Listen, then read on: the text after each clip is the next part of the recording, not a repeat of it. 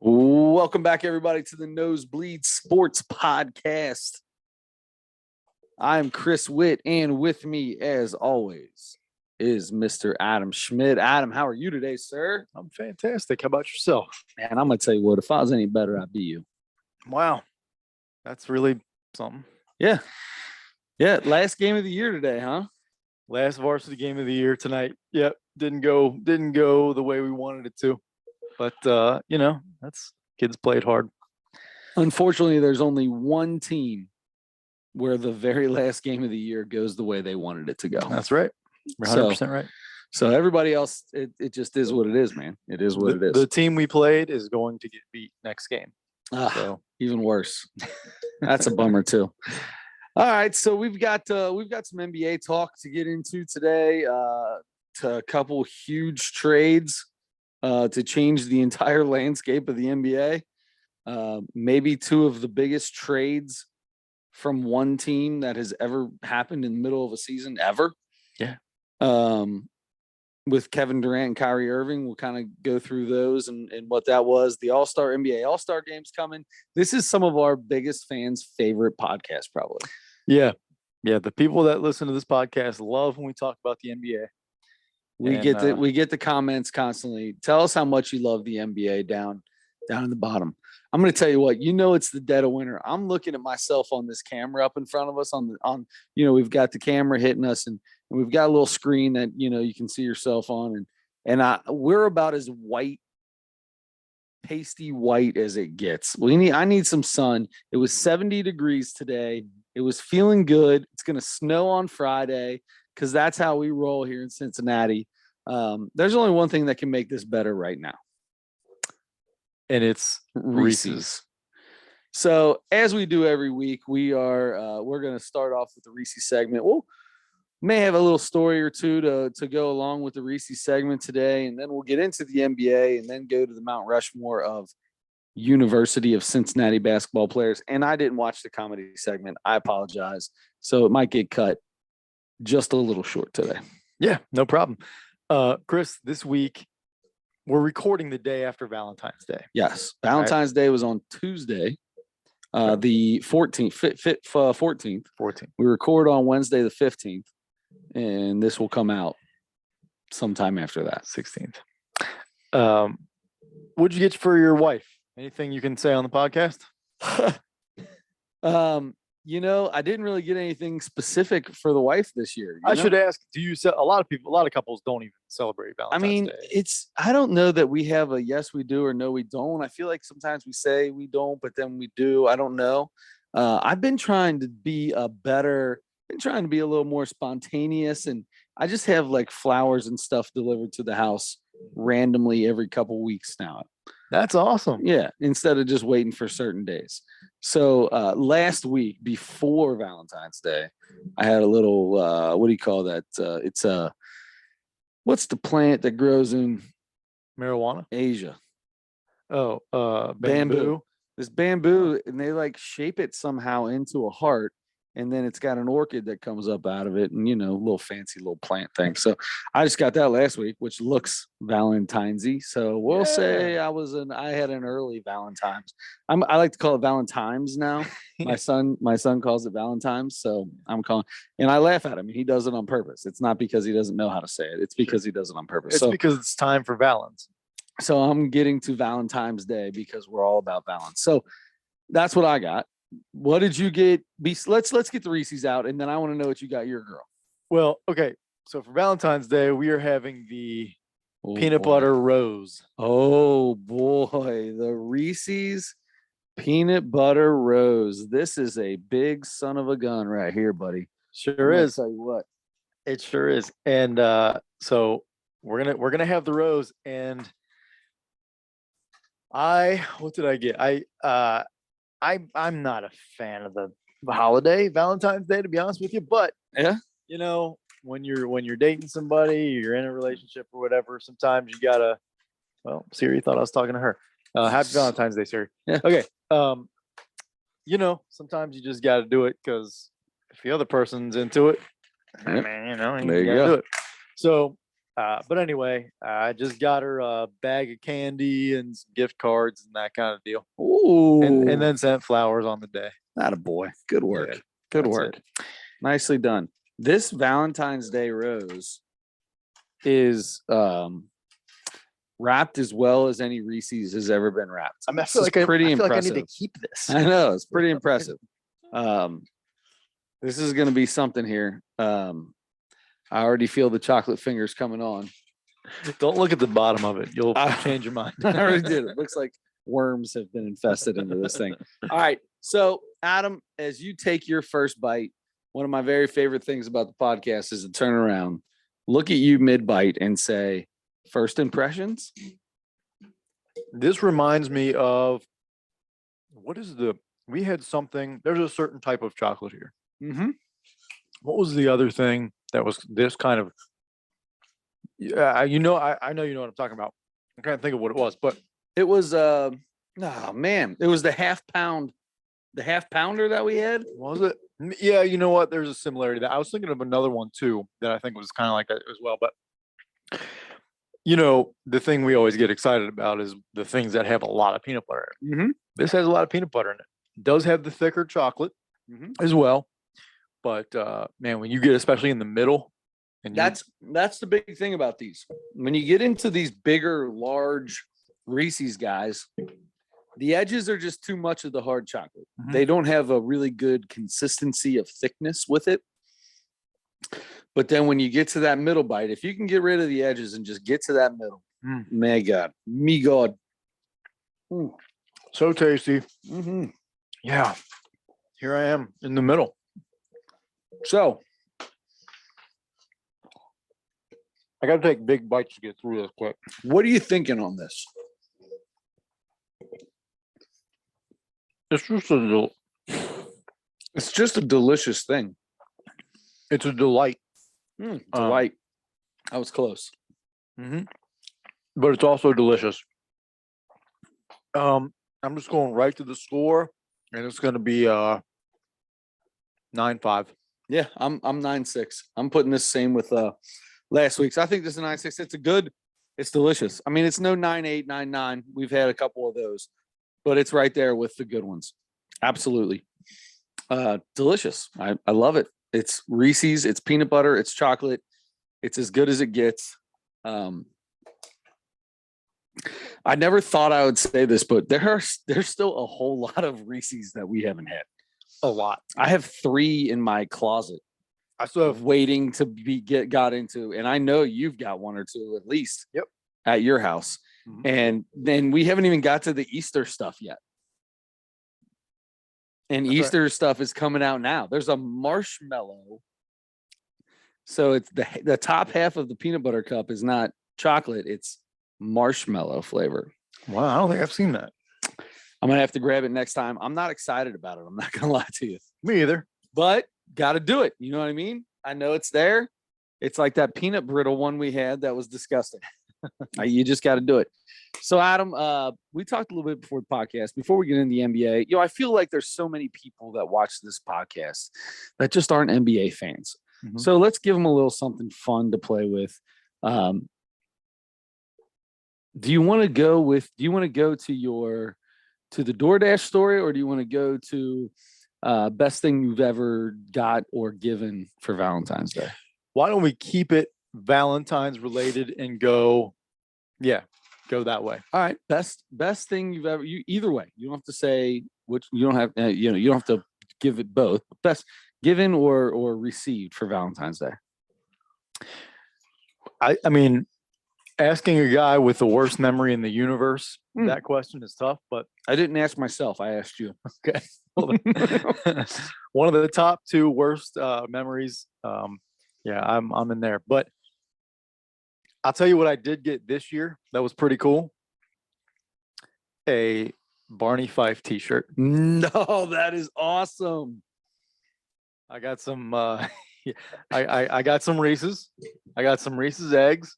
And I got a Barney Fife t-shirt that says "Nip it in the bud." I'm going to tell you right now, the Barney, that's you. That is so you. I don't know. Like if somebody were to be more in tune with who you are, that is the present I would get you. It was great. I loved it. So good. Mm-hmm. So one time, best present I ever gave, me and my wife were dating, had been dating maybe for a couple years. I don't think we were engaged. Maybe we were engaged. We were probably engaged. So for Valentine's Day, old daddy over here found a coupon for Gatlinburg where you get a little cheap. It's a little discount deal where you get to go to, I want to say it was Applebee's, and you got like a 2-for-1 deal at Applebee's In Gatlinburg for a little cheaper, and you got a room that had a jacuzzi in it. Like there, and the jacuzzi was not in like a bathroom. It was like part of the living room, and it was like the Gatlinburg Valentine's Day special. There is nothing more Midwest. The most hillbilly thing I've ever done in my entire life. You know what though? Hey, let's get us a hot tub right in the middle of the living room. Right after Applebee's. Right after Applebee's too. A little 2-for-1 steak, That's whatever Applebee's serves. I haven't been to Applebee's in a while. Yeah. Apples, I assume. Probably honey Mm-hmm. because of bees. Uh-huh.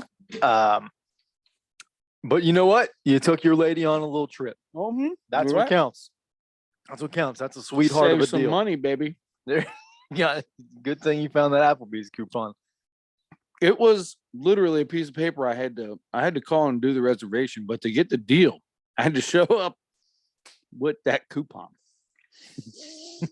Is that the last paper coupon? It was like 20 that years ever ago, man. I've been married forever. Yeah, 15 years, probably 15 years ago. That's true. You were a young man then too. I Mhm. mean, that was a big deal Yeah. for a fella in his 20s. Sure. I didn't have, a very high paying job to where I could afford, a night or two in the Berg Yeah. But you found that coupon.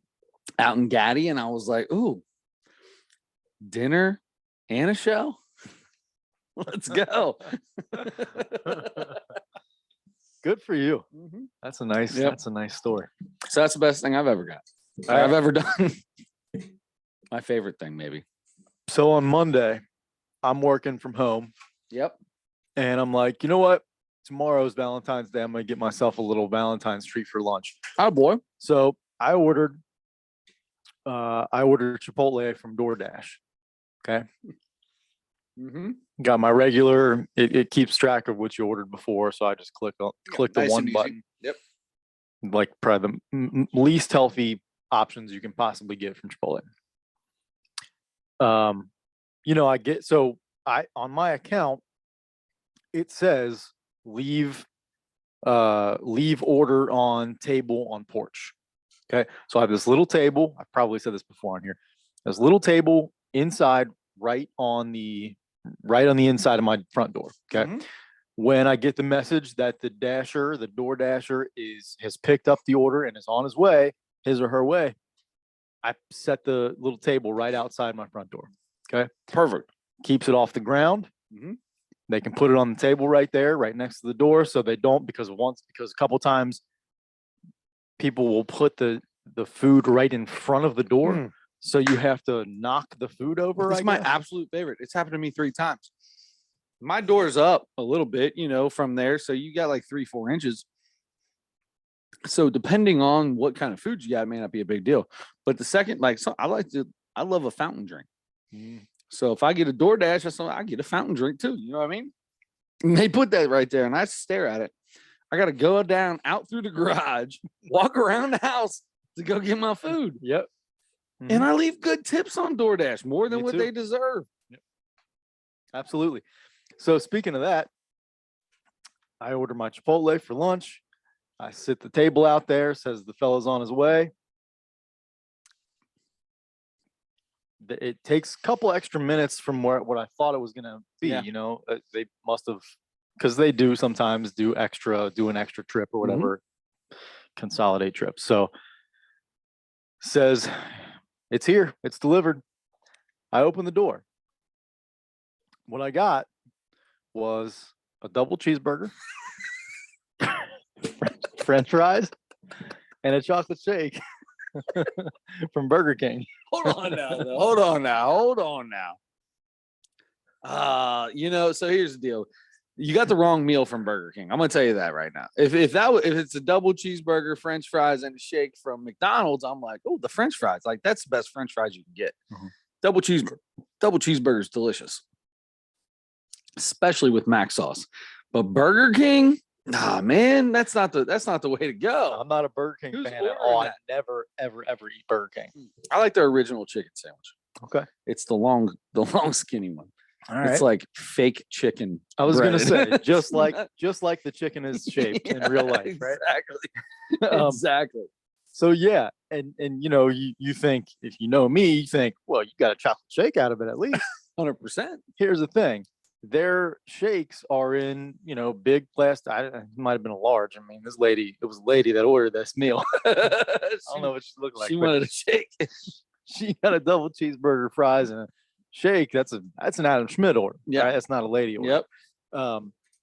Whatever that means. So the shake, it's in the container, has the lid on it, and it's like one of those kind of dome lids, but the whole top of it is wide open. Oh, no whipped cream, not filled all the way up. No, and I mean the top of the cap. I got you. It's a circle this bit. It just goes up, and then it's a circle, and it's just so you can stick a spoon in there without taking the thing off. Well, I would never order something like that on DoorDash. It's just an open food. Oh, geez. And somebody else is bringing it. Now you can't even eat the delicious chocolate shake that just came to you. I don't like Burger King, and I'm not going to eat this shake that was just out in the open air in somebody's car that probably had cigarettes and dogs in it, So sure. So okay. I have to assume. I have no choice but to assume. So anyway, I in my refrigerator right now, I have a double cheeseburger and French fries from 2 days ago. Tuesday. Throw it away. I'm going to. Tonight's garbage night. I'm taking it outside to throw it away. So here's my question for you. Yeah. Did you go on DoorDash and let them know that the order was screwed up? I did. I got myself a refund. There you go. Yeah, I was gonna say that DoorDash is really good about that. Everything I've ever had, I've had some mistakes on DoorDash. Things didn't show up. This, that, the other. Never had an issue with them. They just like, all right, here you go. Next time you order something. I mean, it's definitely next time you order something. It's not, all right, we're going to give you your money back to your card. No, it's a DoorDash credit. And that bit me in the bud one time where I had a DoorDash credit, and then I bought stuff for somebody else and I had forgotten. It just automatically took the DoorDash credit off. And I was like, oh, yeah, son of a gun. Well, anyway, so then I ordered a smoothie instead from somewhere else. We didn't even go back to the Chipotle. Try again? No, try again. No, just went with something a little bit quicker. And you know what I would have did? A healthier option. Do you know what I would have did? What's that? I mean, come on. Do you know what I would have did? You would have tracked down the delivery person. I would have ate that cheeseburger. I'd have ate them fries, and I'd have ate that chocolate shake. Are you kidding me? And then reorder the Chipotle. And then I would have reordered the Chipotle. Is right. I mean, I'd have told them they got my order wrong because I wasn't expecting to eat this, and then I said, "Hey, I'd be happy to leave this outside for somebody to come pick it up." And if they said, "Nah, just throw it away," I'm not letting good food go to waste. So I thought about that. I thought, I'm going to let that sit out there for a minute or two, just see if I hear back. Crap, this dude realized he gave the wrong thing to the wrong person. Yeah. So I didn't, and I'm like, you know what? If I leave it out there for 10 minutes, the squirrels are going to be in it. Man, so yeah. So I can only imagine. Worst case scenario. Always worst case scenario. What goes through your head on a daily basis? Worst case scenario. So anyway, I'm like, well, I can't just leave the food sitting out there. Bring it in, I sit it down, and I order my whatever kind of smoothie I got, and that was it. So you got a healthier meal out of it. It sounds like. Good for you. I did. It's a call from above. Adam, it's time to get healthy. Let's make it happen. Yeah. You can only wear joggers for so long in your 40s and without being in shape. I just turned down and looked at there's something about sweatpants for me that have elastic on the bottom. I can't roll with that. Yeah. I like them better now. I I don't think I did before, but I don't know. Until I owned a pair. These are a little shorter than and when I tried them on, but it's nice when you got the NBA socks to go with them, though. Yeah, well, these are actually. Oh, those are Red Sox. Okay. Yeah. Anyway, yeah, that was my DoorDash story. I love that. That was it. I would have ate that food. Yeah, I don't like Burger King very much. Yeah. When was the last time you had a Burger King burger, though? Decades, probably. Yeah, so you don't know. Maybe it's better now.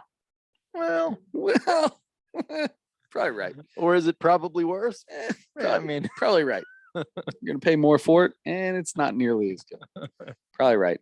All right, Adam. We have we've turned a corner on the podcast from into the NBA. Mm-hmm. So Kyrie Irving last week and a half ago told the Brooklyn Nets that he wanted a trade. Tough commodity to get rid of with his contract and stuff.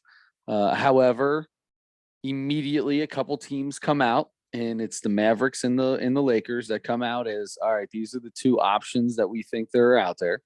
And he ends up going to the Mavericks, and it comes out that Brooklyn said there is no way they would have traded him to LA. Basically said, not happening, no way. Sorry about your luck. Because that's exactly where he wanted to go. Because that's where he wanted to go. Exactly. So to spite him, they traded him to the Dallas Mavericks. Yes. Do you know what they got for him? I don't even know all the details. Do you know should I get the details? I don't remember them off the top of my head. My question is, what is worth Kyrie Irving to come to your team? They gave up 78 draft picks, I'm sure, and Kyrie in the last 3 years has played not even a full season of basketball. Mm-hmm. Yep. So what are you getting with Kyrie Irving? When he's healthy, when he's vaccinated, and when he's not vaccinated, when he's healthy, and when his head's on straight, I don't know how else to say it. You're getting one of the best players in the world. Are the Mavericks just hoping that the change of scenery and going to the Mavericks to play with Luka, and maybe he can be happy, maybe they can get half a season out of him? I think so. I think you give all that up for half a season? All year long. I think he's still under contract. I think. Maybe not. After the season, I mean. Okay. But either way, honestly, at this point with him, we're going to have him until he's done playing here. Meaning it might be the end of the season. It might be the middle of next season. It might be when his contract expires, whenever that is. But he's going to decide whether he wants to play or not, and he's going to have some way to not play when he doesn't want to. Yeah, it just like all the time.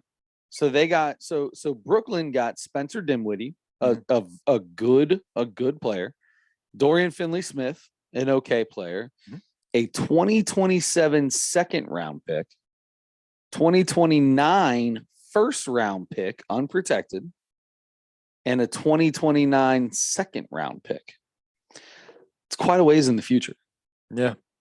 And then Dallas got Kyrie and Markieff Morris. Yeah. Who got the better end of the deal in this? Well, when Kyrie is his best self, for sure Dallas did. And it's going to be interesting to see how he and Luka, because Luka hasn't had that other guy yet. He's been the superstar there. He's been the only superstar there. And it's going to be interesting to see how he does. Now, I think the first game they played together the other night, I think Luka ended up taking a would-be game-winning shot and missed it. And then after the game, he said, I should have passed it back to Kyrie. And so I don't know. I mean, at first, it's going to work out probably fine. Is that Luka? Is that Luka trying? Yeah, is that Luka trying to be the better guy here and know who he's with? And what was Kyrie's answer? Did they interview Kyrie after that? Because I hope Kyrie would be the first one. I would be the first one to go. Are you kidding me? Whichever one of us take it is the best shot. I'm sure he did. Yeah, I don't expect is nuts is some of the stuff that he says is. I expect him to say the right thing in that case. Especially early on. Now, if they play 10 games and they lose 8 of them, who knows what it's going to be like then? Yeah. And for the rest of the year. I mean, they were talking about he dropped like 87 points or something in his first 2 games. Yeah. Back-to-back 40-point games in his first 2 games. Yeah. So without Luka, of course. It's going to, right. Yeah. So, and that's going to change when Luka's there, of course, but it's going to be really interesting to see if they get to play enough together and see that team without Dorian Finney-Smith and without Spencer Dinwiddie. And it's because those 2 guys played good minutes there too in Dallas. So it's going to be interesting to see those guys the rest of the year. Before this trade, which Dallas surprised me. I kept hearing the Lakers, and I think I heard somebody else as a possibility. So I heard Dallas. I heard the Mavericks, and I heard the Lakers. You heard somebody else? I didn't. Yeah, I don't even think I heard Dallas until it happened. Really? I feel like Woj or one of those guys on ESPN were talking about Dallas as a possible place for him to go when he first did it. Maybe I just missed that part. But either way, it's going to be interesting to see that. It's obviously Brooklyn's and going to be probably in disarray the rest of this year for sure. But which is really weird because 2 years ago, they had Kevin Durant, Kyrie Irving, and James Harden, and Steve Nash is their new coach. Yeah. Now none of those guys are here. It's insane. Are there? I mean, it blew up in their face. It did. They took 2. We talked about this though.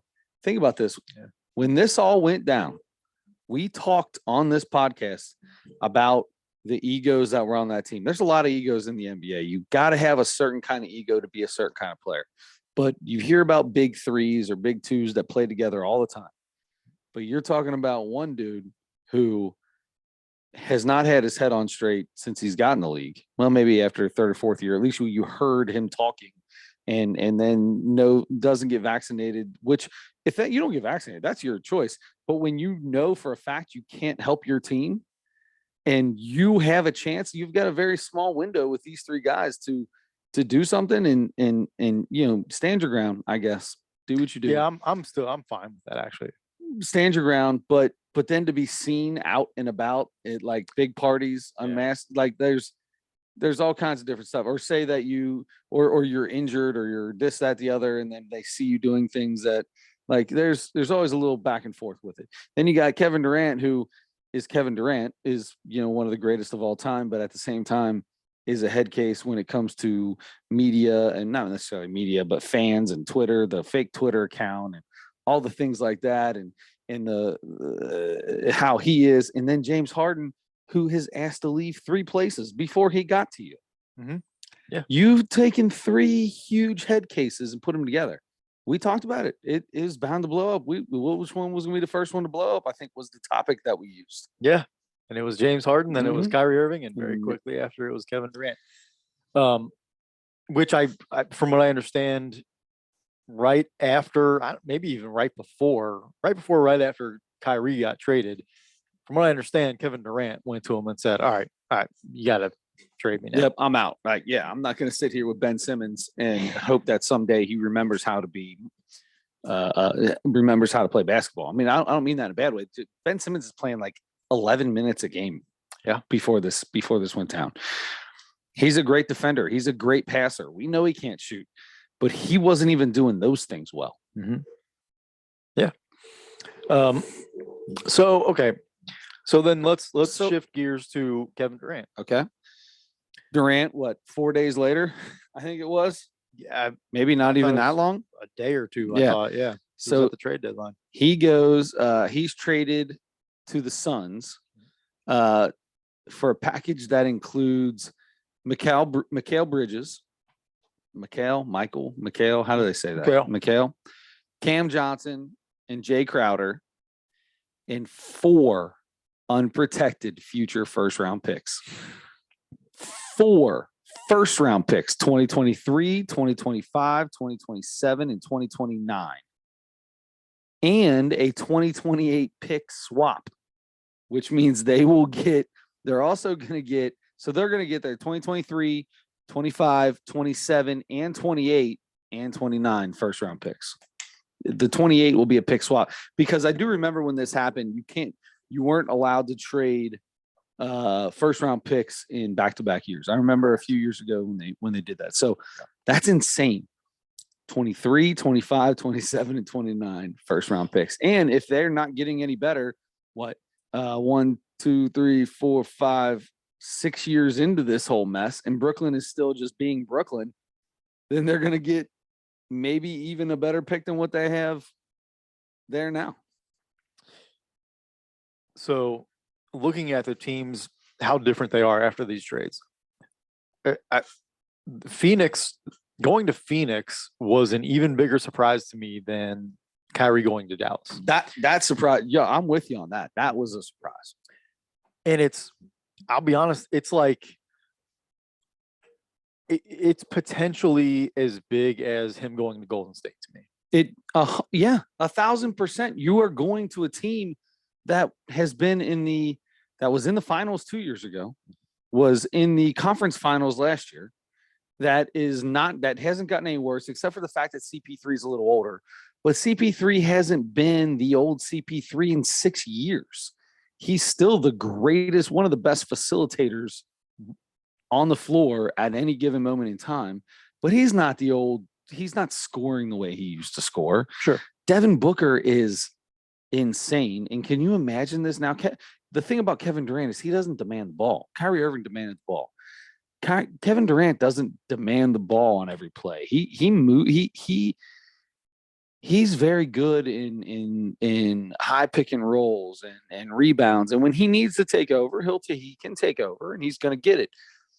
But it's not like the ball doesn't have to be in his hands to start, right? Like he'll come off a screen or he'll set a screen and pick a pick and pop kind of a thing. Does a lot of that. He does a lot of post ups. Yeah. Mm-hmm. He doesn't start with the ball. He doesn't demand the ball in his hands from the beginning. LeBron James brings the ball up the court. He's got the ball in his hands 70% of the offensive possession. Yeah. Kyrie Irving, same way. James Harden, same way. In their primes. We're starting to lose some of these guys' primes at this point too. I think the Suns got out of all four teams, I think the Suns got the best deal. Yeah, I think he makes them, because they didn't look the same as they did the last couple of years this year so far. But I think he comes, and he's hurt right now. But when he comes back, Kevin Durant, and they have everybody healthy with Booker and Paul and Durant and DeAndre Ayton. Yeah. Even though he's been unhappy there for the last couple of years, but he's still a really good player. They are going to be, I think that definitely makes them a championship contending team again. As long as they figure out, hopefully they can spread the floor with Monty Williams, super smart guy. Oh yeah. I'm sure they'll probably spread the floor and have Durant and Booker on opposite sides of the floor, and or get them into some. They can run pick and roll actions with those guys if they want to, I guess. But Chris Paul will probably do a lot of that. Yeah. Yeah, man. I think if they can swing the ball and reverse the ball, they could be as dangerous as anybody in the league. When you have those two guys on your wings and Chris Paul in the center that can swing it and that's going to move the ball and pass with precision as well as anybody. They're going to be able to reverse the ball and get open looks as well as anyone has ever been able to do it. Yes. Yep. It's going to be really interesting. It's going to be exciting to see them play together. And you know what? Brooklyn, they're not going to contend for a championship anytime soon, but the guys that they got, the 5 guys or whatever, not bad. Mikal Bridges is one of the better defenders in the league. Sure, but Cam Johnson's a really nice player too. Jay Crowder, I think they've already released him. Yeah, I think they've bought him out or whatever. But still, it's such a. I think he's going to the Bucks. You can say you can have a lot of good players. Give me a bunch of good players, but that doesn't get you anywhere. Well, but I'm thinking of it like who's their scorer right now? Now it's like Spencer Dinwiddie. Yeah. So if I said, all right, you think of a team like Miami, and it's like, all right, well, but they've got Jimmy Butler. Like that's a great defensive team. They're made up of a lot of good players, but they got Jimmy Butler. There's a reason, like they need to score. they go to Jimmy Butler. Like, name a team that's been in the playoffs that has had not that where when they have to go to somebody, it's Spencer Dinwiddie. I mean, I'm not trying to say that he's not a good player. I'm just saying they're not going anywhere anytime soon. No, but I think they can be a similar to like what the Pacers are a lot of times. They're by the end of the year, their record's not going to be awesome. They're not going to be, they're not going to be. So they'll play hard, in contention for the East or anything like that. Play hard and get knocked out in the first round. But they'll beat teams sometimes that they're not supposed to beat, and they'll be a really tough defense. Like it'll be a tough team to play against every night. Sure. But because they don't have the star, because they don't have the guy to go to give you 30 or whatever whenever you need it, that's probably what keeps them from going over that hump. But I think there's potential that Brooklyn could be, and they were kind of like that like 4 or 5 years ago. Maybe like the couple seasons in between after like Garnett and Pierce and those guys left and before they got Kyrie and all those guys. There was a little time there where Spencer Dinwiddie was like getting like 26 a game, and they had like they had a couple other Karis LeVert was there, and he was really good. They were an exciting team to watch, and they weren't just like a team you could walk over. They weren't a championship contending team, but they were just kind of a fun team, and they could score and they could defend and that kind of thing. A basketball team, right? The way some of us old heads like it. But anyway, I don't hate what Brooklyn got out of that. And you know what? They keep those guys that they brought in, and they add, and it's Brooklyn. They're gonna be able to grab another big time free agent or something. After all this that went down, is there a big time free agent that's going, all right, that's the ownership, that's where I want to be? Yeah, but because I don't know that it was. I mean, they had the thing with maybe they don't like that. Most people were like, well, yeah, Steve Nash was not a good coach. Fine. And that was a big part of the lack of success that they had. But also, you brought in the like 3 guys that were definitely going to be difficult to keep happy, and they're not going to be. And I don't know how many games. It was like 10 games that they all 3 played together or something like that. It wasn't much. That's so for sure. It's not necessarily, I don't think, because of the ownership or the GM or whatever. You might not like some of the stuff they've done, but I mean, they cleaned house when they kind of needed to, and they got a nice return, a decent return for some of these players. Now they don't have any picks left, they got a ton of picks. I'm sorry, they're going to be drafting players. They're going to be drafting twice as many players as everybody else. And if I'm a big time free agent, I see the draft picks they have. I see they probably got a lot better defensively now, and I'm like, you know what? I can bring my 28 a game here. Maybe grab another guy that averages 20 something. Now we got a really nice team here. Yeah. It's going to be interesting. Yeah. I think they stay bad for a long time. Okay. All right. I mean, when was the last time the Nets were good? When they were in the finals with Jason Kidd and Kenyon Martin. Yeah, exactly. Yeah. Richard Jefferson. 25 years ago. Kerry Kittles. They were in New Jersey. Yeah, they were. They were. You know where the NBA is going to be this weekend? I don't know exactly where, but I'm pretty sure it's going to be the All-Star weekend. That's right. In beautiful Utah. Ooh. Salt Lake City. Old Salt Lake City. I mean, I'm sure these guys are so excited. They've got to be so pumped their up. Party weekend. Oh, yes. In Salt Lake City, Utah. One of I mean, that's probably the destination 99% of the NBA loves to go to when they have a road game is probably Utah. You're talking sun, you're talking beaches, you're talking supermodels. Salt Lake City, Utah. Doesn't get any better than that. All right, so great food.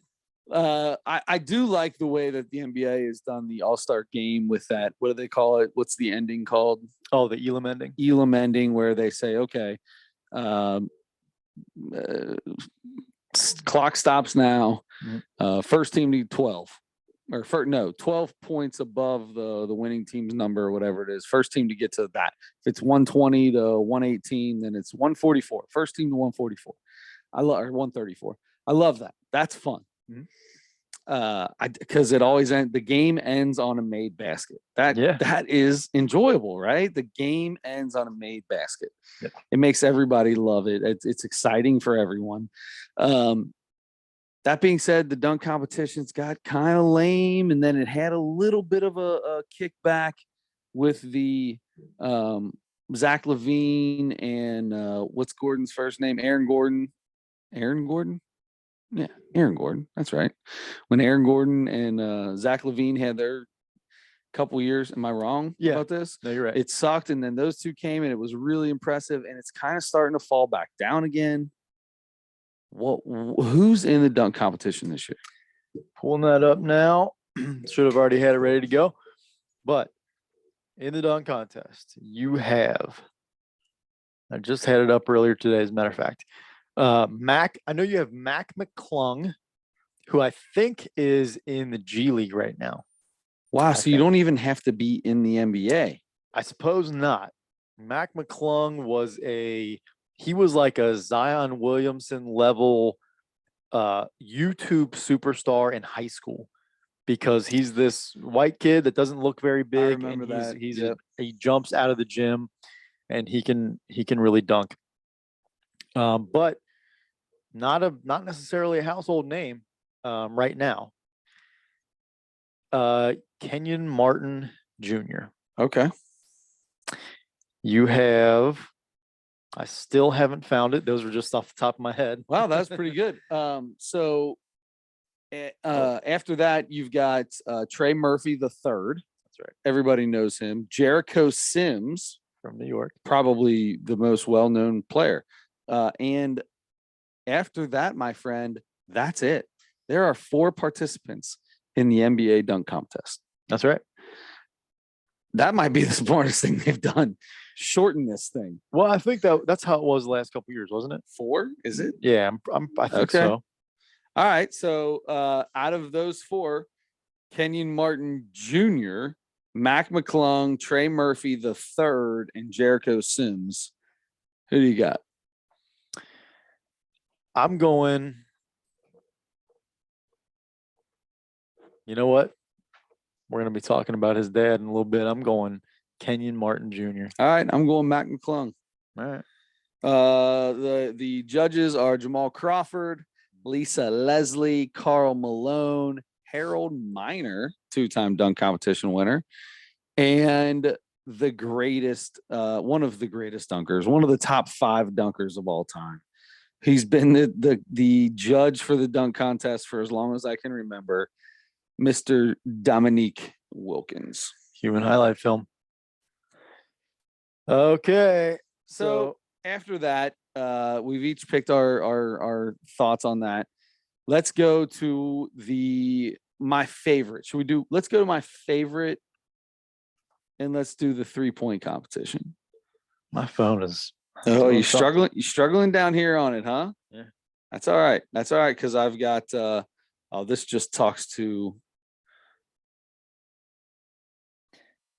What are we looking for? The starry 3-point competition? 3-point yeah. Here you go. So you've got Tyrese Halliburton from the Pacers, Tyler Hero from the Heat, previous winner Buddy Hield from the Pacers. I believe he won one, didn't he? Or at least he was in the finals. Kevin Huster from the Sacramento Kings, Dame Lillard for the Trailblazers, Lauri Markkanen, who I believe has been in the finals at least, for the Jazz, and Anfernee Simmons and Jason Tatum. These are the ones that crack me up. Like some of these guys like Dame Lillard, Jason Tatum, that are just all around unbelievable scorers. They're like, I'm not doing the dunk competition, but yeah, I'll go chuck up some threes. I mean, that's what the game is now. I think this is Dame's like 3rd or 4th time. I think so. Right? Yeah. Yeah.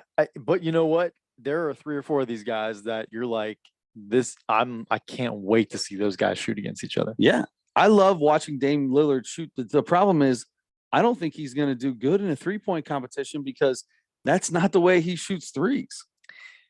Yeah. It's usually He big steps step to the side from 48 feet away. Oh, yeah, from 48 feet away, exactly. Oh, and he steps into or from 48 feet away as he's just walking, stepping into a three from 40 feet. Like a lot of crazy stuff like that. But that's why I don't think he's going to be very good in this. It's not natural for him to just take an ordinary three.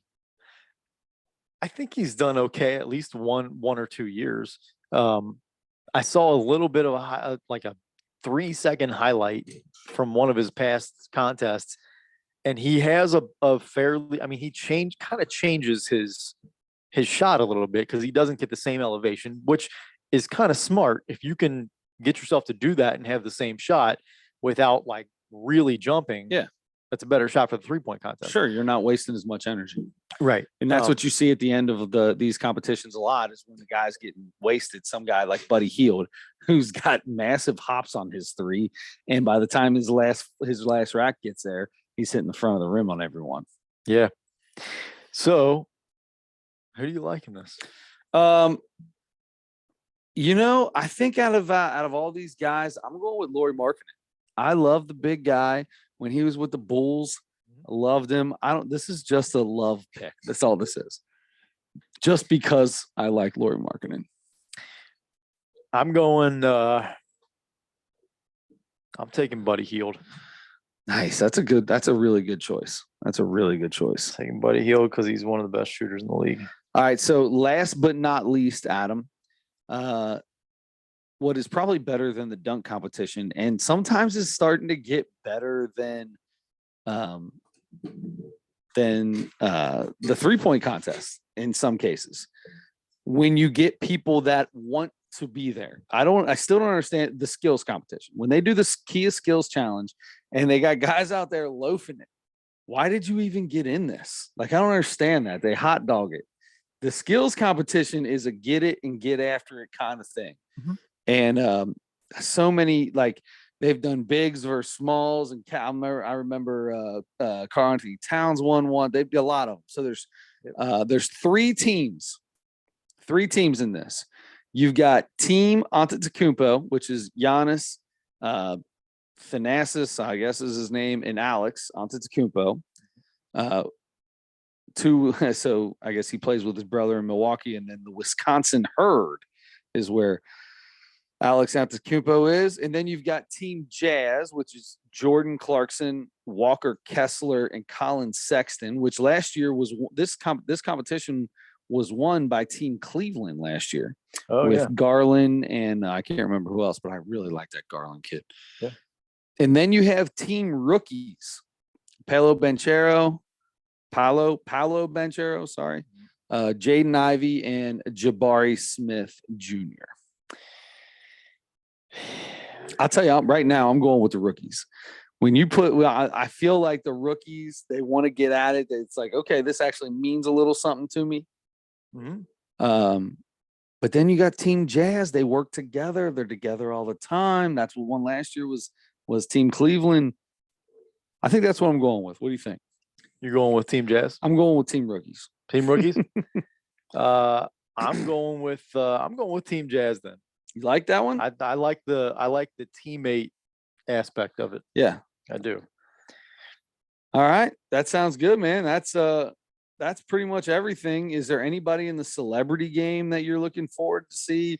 Do you watch the celebrity game at all? I kind of like to watch the celebrity game if there's anybody I'm interested in, which most of the years I don't even know who most of the people are. So we've got let's see who we've got in here this year. Yeah. We've got two-time NBA MVP, Captain Giannis and his brother Thanos and Alex. They're okay. These are coaches. All right. Team Dwayne. Sorry. All right, here we go. 21 Savage. You've got Janelle Monáe, who's an actress. You've got recording artist Corday. Actor Simu Liu, Saniqua Walls, Everett Osborne, the Latin global music icon, Nicky Jam, reggaeton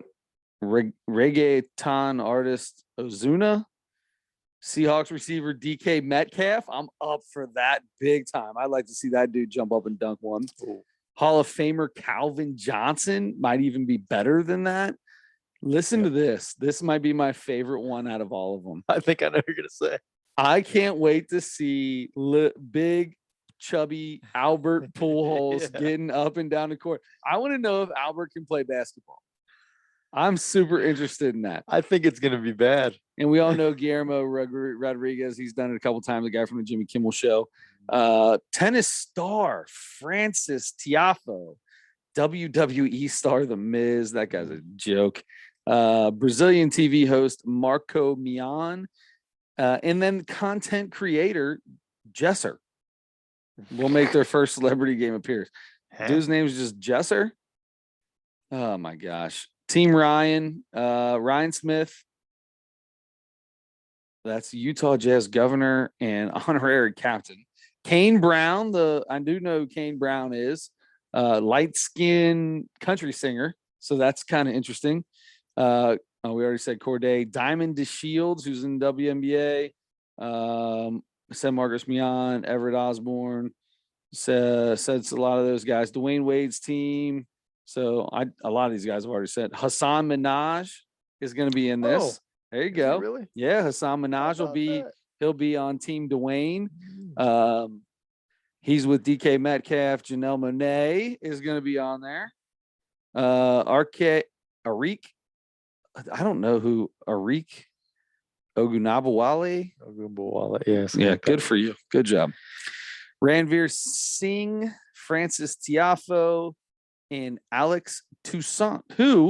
Alex Toussaint is a Peloton coach. He's a Peloton coach. I'm so embarrassed by what has happened in this event. Can we just go back to? I know who 5 of these people I think are. I might know 5, maybe, and 3 of them are athletes. Yeah. Can we need to go back and make the celebrity all-star game? Just go back to MTV's what was that called? Jam Fest? No, what was it? Stay in School Jam or something like that. Something like that. When they would do theirs and they had like a 15-pointer and 10-pointers and 5-pointers and all kinds of stuff like that. Jaleel White, Will Smith playing in it. Yeah, Chris Webber played in it a few years. Love that. That was awesome. They need to just make it back to those kind of rules because it was nothing but good celebrities and good NBA players in it. Now Jesser's in it. Yeah, and we all know Jesser, the content creator.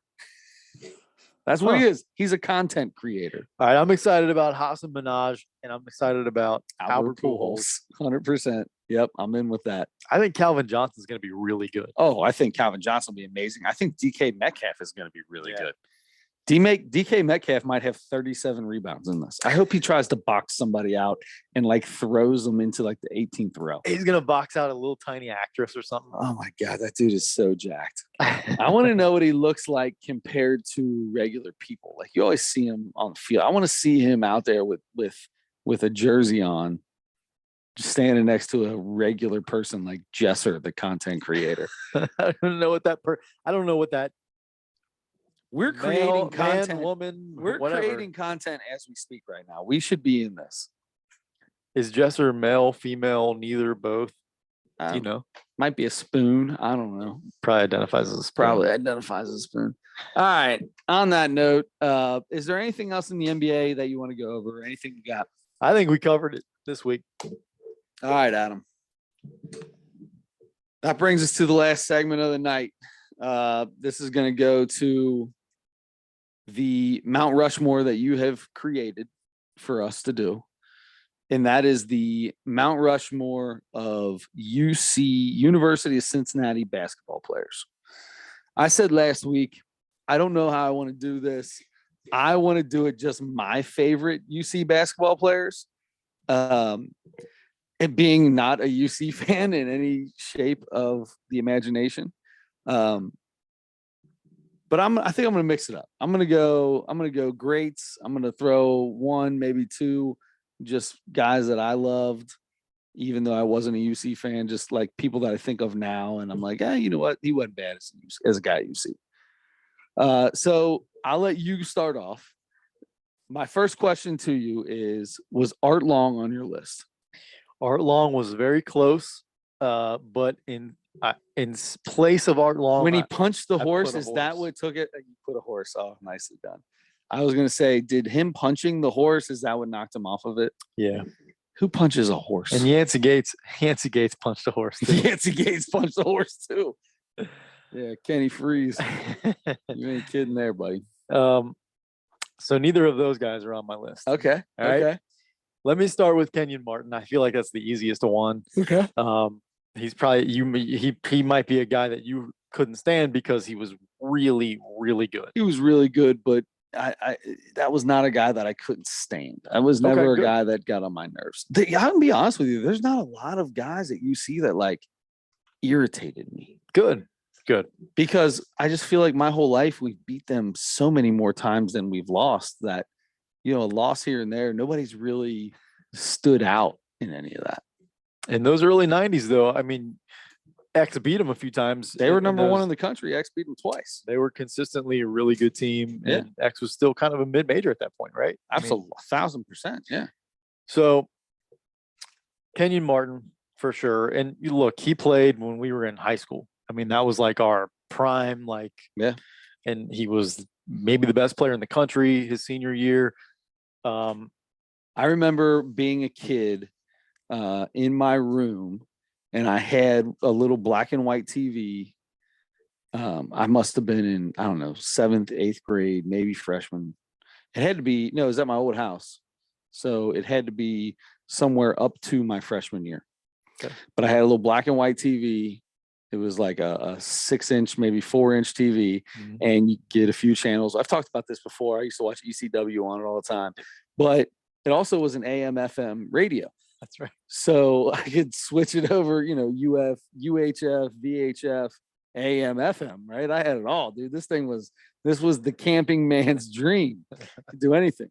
But I remember listening to a UC basketball game late at night, and Kenyon Martin was in. He was a freshman, and he blocked 3 shots in a row. Mm-hmm. And the guy on there is like, I don't know if this kid is ever going to be the offensive player that they want him to be, but he is already the defensive player that they need him to be. And that, like, I remember that being said as a freshman early on in his career. And he turned into probably the greatest UC basketball player of all time. Yeah.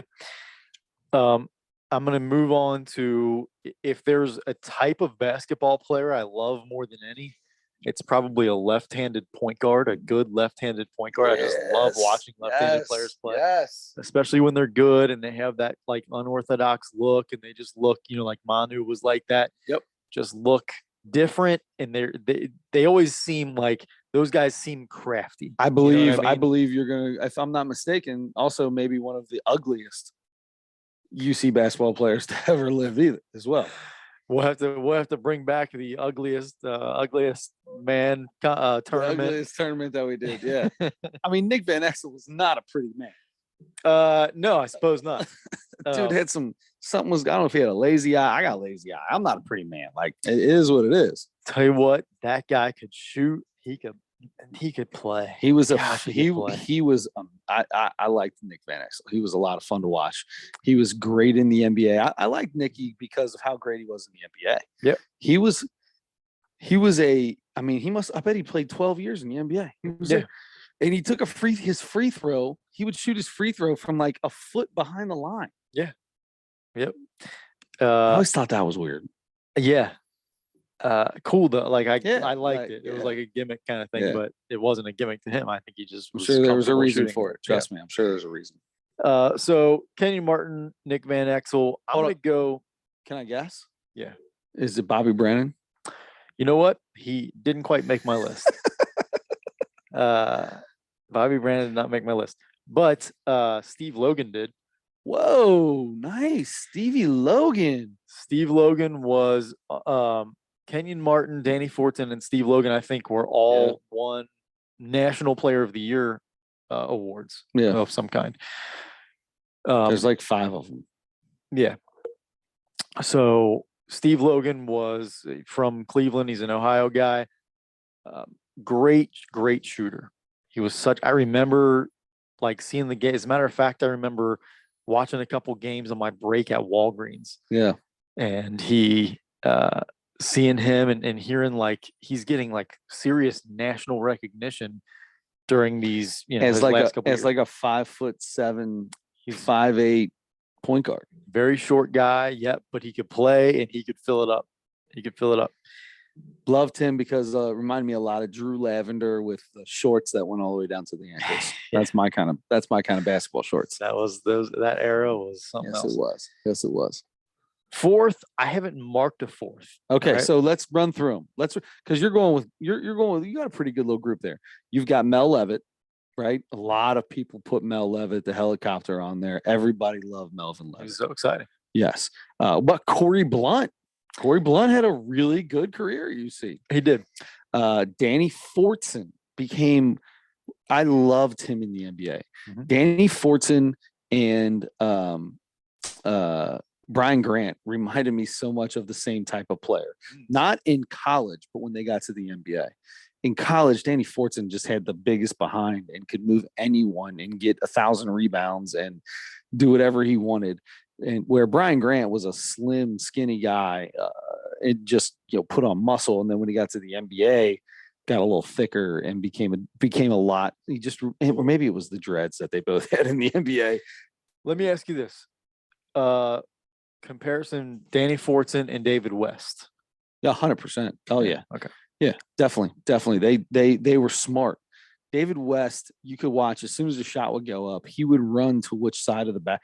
He didn't just box out the closest guy to him. He would go to the other side of the basket because he would play numbers and he'd get so many rebounds just because he's the only guy there. He didn't box out the man that was next to him. He just went over there and got the ball. So smart and could. Yes. I like that. That's a really good comparison. Okay. Besides that, Oscar Robertson, Oscar, yeah. Obviously Oscar. Yeah. Is there anybody else big time? A guy similar to Melvin Levitt that was exciting to watch? James White. James White was, but he was like a pure gimmick though. It was jump and he jumped and that's what he did was jump. And when he jumped. I mean, the dude could jump out of a gym, and I get, what, he ended up with a decent 3-point shot. Yeah. And so I shouldn't say that. It wasn't gimmicky. He became a good player. He was a good player. What about, who was the guy there just talking about putting his from just a couple years ago? I mean, he was the only bright spot on a UC team for 3 or 4 years. Obviously, he wasn't that good. See, we're going right back. Yeah, maybe it was Jared Cumberland. Yeah, maybe that was it. I can't remember. No, Kilpatrick. That's who I'm thinking of. Not, SK. Yeah, SK is who I'm thinking of. He had a great year. Yeah, or a great career there. True. A guy that kind of is a similar. So, you mentioned him. Was it on the podcast or before we? Oh, it was on the podcast. Herb Jones, my all-time favorite. Yeah, Herb Jones is on mine. I'm putting him on there. I don't care what you say. Herb Jones is on my list. I'll tell you. Okay, so two guys that are sort of similar to at least the shot block, like 3 of the best shot blockers ever were Kenyon Martin, Jason Maxiell, and Eric Hicks. Jason Maxiell. And honestly, none of them were over 6'6". Right. Yeah. That's what made them so exciting to watch was because they weren't real tall, long guys. They weren't big men. But They were big men. They were your Dennis Rodman type big man, your Charles Barkley type big man. You know what I mean? Jason Maxiell looked like he was 6'10" when he was out there playing. But he was like 6'7", 6'6". Like, it's unbelievable. Really long wingspan. Yeah. So those guys are on my list too. That's a good one. I think I'm going to go for my fourth guy. I think I'm going to go Danny Fortson. No Oscar. You're not putting Oscar on there. No, I mean, here's the thing. Is it because you never got to see him play? Partially because I never got to see him play, and also because UC won 2 national championships the year after Oscar left, and that's a weird thing. Obviously, he's one of the greatest players to ever play basketball at any level, including the NBA. It's just so weird to think about that they won 2 after he left. Yeah. Yeah, I'm okay. I'm with you on that. All right, so I'll go. I gotta say, the Kenyon Martin and Nick Van Exel. I'm with you on that. Obviously, I'm putting Herb Jones on. Herb Jones is my guy. You didn't say anything about Lizelle Durton, the gunslinger. So if there was one person I hated from UC, it was the gunslinger. Pow with his stupid get out of here. Lizelle Durton or Burton or whatever his name was. I did not like that guy. Not even a little bit. But to really sit down and think about who the fourth one would be, I didn't even think about Jason Maxiel, and that threw him and Steve Logan both kind of threw a little. You threw one at me there. It's really sucks that we can't think of anybody new outside of maybe Sean Kilpatrick. And Jared Cumberland was good, but is he one of the greats? Like Gary Clark was like an all-time fan favorite there. They loved him. Yeah, and he had a good year of being a 3-and-D kind of player in the NBA. Yeah. One, maybe two. I don't know how long he was there. Gary Clark was fun. Oh, I'm glad we didn't do this for Xavier because I could just sit here and just start talking about people, but it's totally different. Like people at UC would probably be like, who is that guy? And I would do the same thing for Xavier guys or for UC guys. So to put this away, I think I'm going Danny Fortson. Danny Fortson was the most unstoppable force for one of the most unstoppable teams. That first time that we beat them when they were ranked number 1 and Danny Fortson was there, he was unstoppable. Danny Fortson was amazing. Mm-hmm. Yep. Great college player. Yeah, there it is. Mount Rushmore of University of Cincinnati basketball players. Well done. I like it. That was done. Yeah, that was pretty good, man. I didn't watch the comedy segment, so we won't get into comedy. So we have that to redo again. Who were we supposed to do? I didn't even turn Veer it on. Das. That's right. Veer Das. Veer Das Landing. And that was on Netflix from late last year, early this year, which means that we just have to come up with a Mount Rushmore for next year or next year, for next month, for next week, whenever we do this podcast again. Let's go, thinking hard about this. And I think I'm going to go with, let's stay on the sports side of things. Mm-hmm. I think I want to stay on the sports side of things. Okay. And I want to go.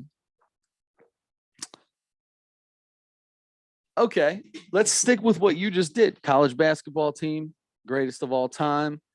But let's go to one of the greatest college basketball teams of all time. And let's go greatest UCLA Bruins of all time.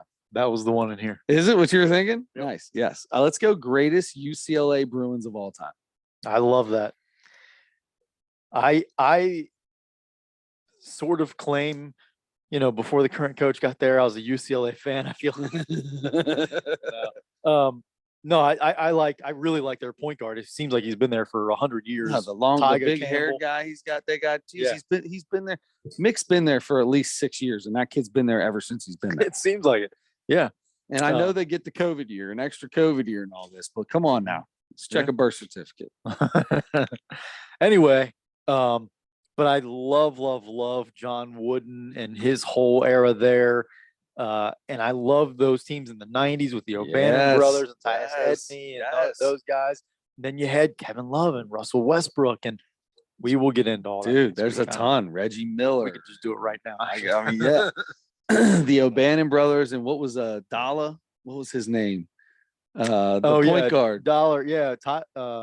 Not Ty Dolla Sign. It's not Ty Dolla Sign. I was thinking his name of Tyus Edney. Wasn't his last name Dollar? Yeah. Yeah. The point guard. Light skinned guy? Yeah. Point guard with Ed O'Bannon. Mm-hmm. Yep. I can't remember. I love that team. That team, dude, I loved that team. I want to go back and see who all was on that team now. I know. That was a great team. Yep. This could be good. There's a list here, bud. There's a list, and we're neutral. Yeah. Right? Neutral. So And the bad thing is like guy like Kevin Love and Russell Westbrook aren't going to be on mine. Love might, because I remember Love being there. He was a one and done guy, and he was phenomenal. But I don't remember much about him outside of seeing him in the McDonald's All-American game beforehand and a little bit there. But Russell Westbrook, I couldn't even tell you that he went to UCLA until like 5 years into his NBA career when I heard he went to UCLA. Yeah. No idea. Lonzo Ball will be on yours, right? Look, I'm going to tell you the truth, man. Say what you want. That kid was a really good college basketball player. Yeah, he was good. The most unorthodox shot outside of Bill Cartwright's free throw, maybe. Yeah, or his shot, period. Yeah. But yeah, I mean, Lonzo, he's done a lot with his game. He's changed his shot. It looks a lot better. Yep. He's turned himself into not a joke. What that his dad made him, and his brother is better. Oh yeah, for sure. Way better. Yeah, he is. So it's almost like I liked Lonzo Ball coming into the NBA because he was a great passer, and I love all great passers. And then the dad, but I couldn't stand him. But his LaMelo Ball is twice the passer Lonzo is, twice the passer, and a better much better scorer. Better scorer all around. Yeah. He gets to the basket so well, and yeah, without a doubt. And then what's the other guy's name? What's the other one's name? That was LiAngelo. Yeah. Oh boy, didn't pan out. What, he get busted for stealing somewhere too? Mm-hmm. Yep. Anyway, all right, that sounds good. UCLA. I like it. All right, let's do it. There you go. So I guess until next time, don't forget to turn your headlights on.